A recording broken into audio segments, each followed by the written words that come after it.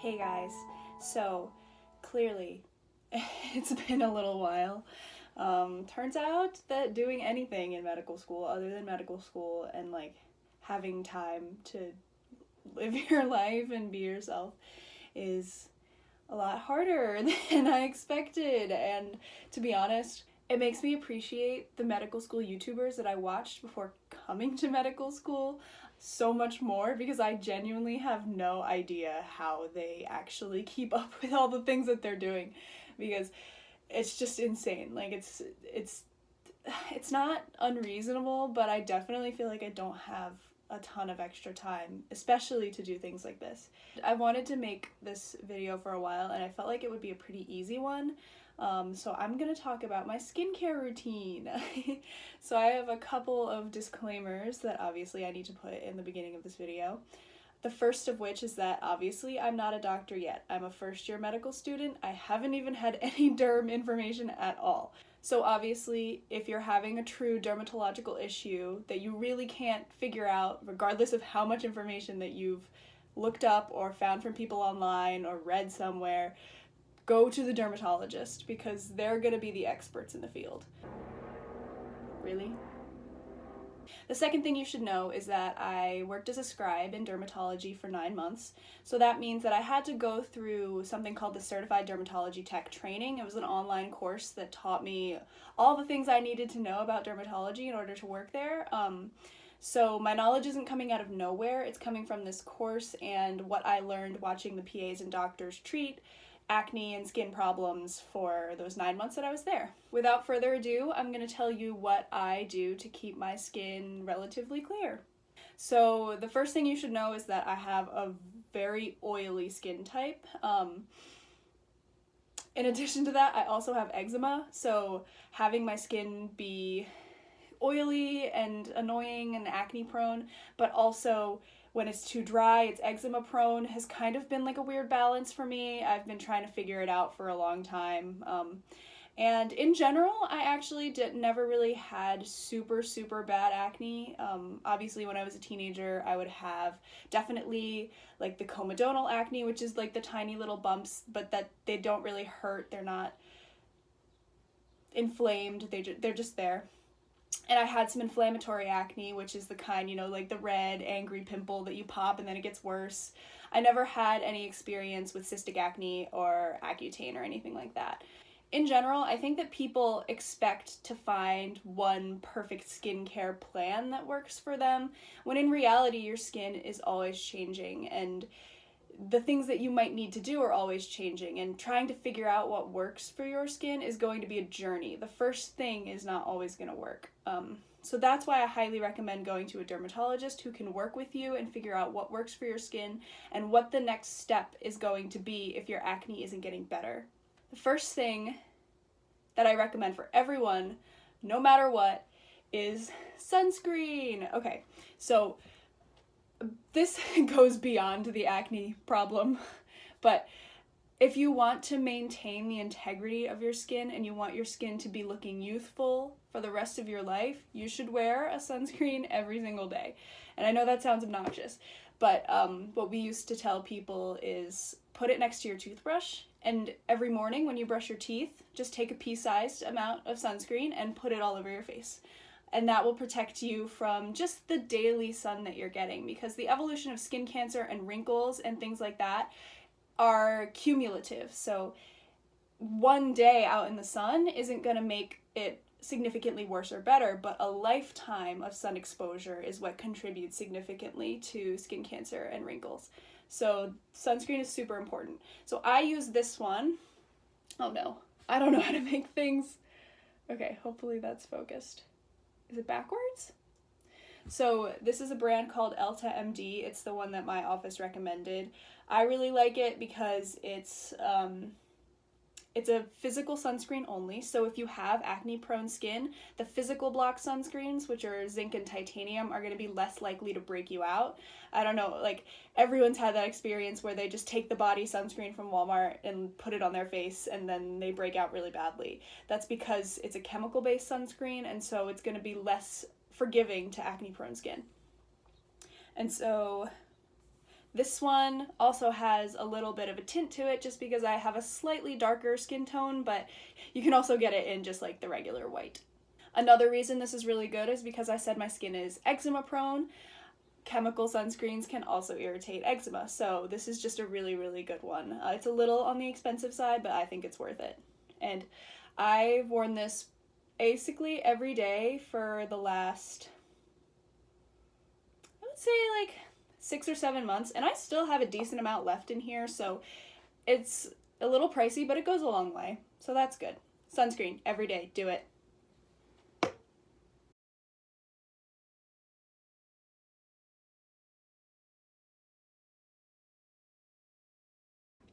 So another thing that I recommend for acne prone skin is to wash your face at least twice a day. So for me, I do that once in the shower at night because I take my shower at night, and then once in the morning. And when I wash my face in the morning, I use this Cetaphil Gentle Skin Cleanser. The reason I use the Gentle Skin Cleanser instead of the normal to oily skin cleanser is because I'm using other acne products on my face, and like I said before, if I dry out my face too much, I start to get some like pretty bad eczema patches, so I want to try and minimize the amount of drying I'm doing while also maximizing the amount of anti-acne products that I'm using. So I really like the Gentle Skin Cleanser. Yeah, this is just really good. And I use this in the mornings. And then the last thing that I use in the morning if I need it is just a benzoyl peroxide gel. Let's see. Yay. So I will use the benzoyl peroxide gel basically as a spot treatment for my acne. If I have any inflammatory papules or pustules, which I tend to get around like my jawline and then right here in the T-zone, right where, this is where my skin is most oily. So that's where I tend to get the most inflammatory acne.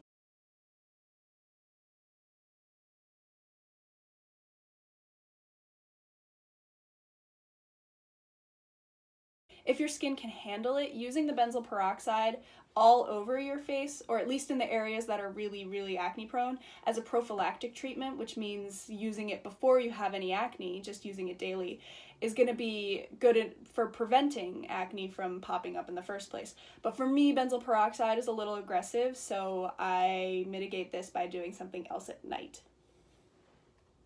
So at night, when I take a shower, I use this. The brand name, hold on. So the brand name is Panoxyl, if you've ever heard of that. I kind of just pick up whatever the store has. I think when I went to CVS, the Panoxyl brand one, the box was like really busted, so I got this one instead. But I use this every night in the shower, and again, I just take a little bit on my hands, kind of like suds it up, and then put it on my face. Let it sit for about like 3 to 5 minutes and then wash it off. And this is also really good if you have inflammatory acne like on your back or anywhere like on your legs or anything. This wash is going to be a little bit more helpful because it's easier to actually put on those areas. And one thing you need to know when you're using this benzoyl peroxide gel, this can stain, it can bleach like clothing and pillows and stuff. So having that all over your back would probably be really annoying. So that's why I like to use this to wash my face at night when I'm in the shower.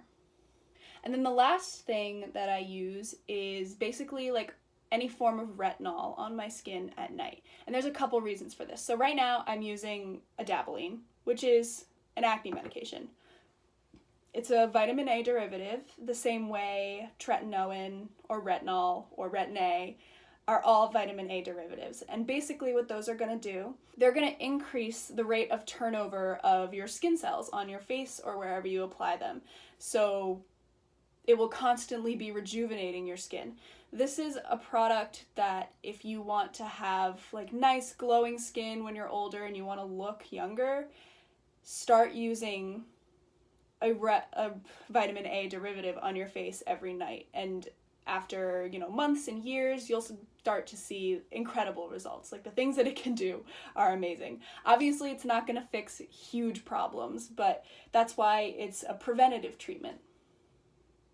So I'm using the acne medication version right now because A, it's cheaper, and B, I do still have acne, like comedonal acne, a little bit on my face. So that's why I'm trying to use this to smooth out the texture of my face in general and get rid of any potential acne scars. Like I had a milium, which is like a little tiny cyst, treated on my face right here, and so that has like a little puncture wound scar, and so this has been helping with that. Unfortunately, these products can get pretty expensive because they're marketed to a cosmetic audience, but it's one of the best things that you can do for your skin, so I would highly recommend. Again, this is another one that you want to be careful of if you have really severe eczema. I know when I started by using a 5% tretinoin, which I find tretinoin is a little bit stronger than the adapalene. I don't know if that's true. There's not really any good way to compare them to each other, but I started with a tretinoin and I started in the winter, and so both of those things caused me to have this huge flare of eczema on my face. My face was so red and patchy and irritated.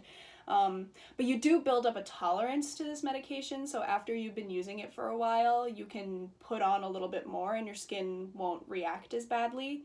Another thing that you can do if it's really, really irritating is mix it with a little bit of moisturizer, and that will basically dilute the strength of the medication so that you can tolerate it better.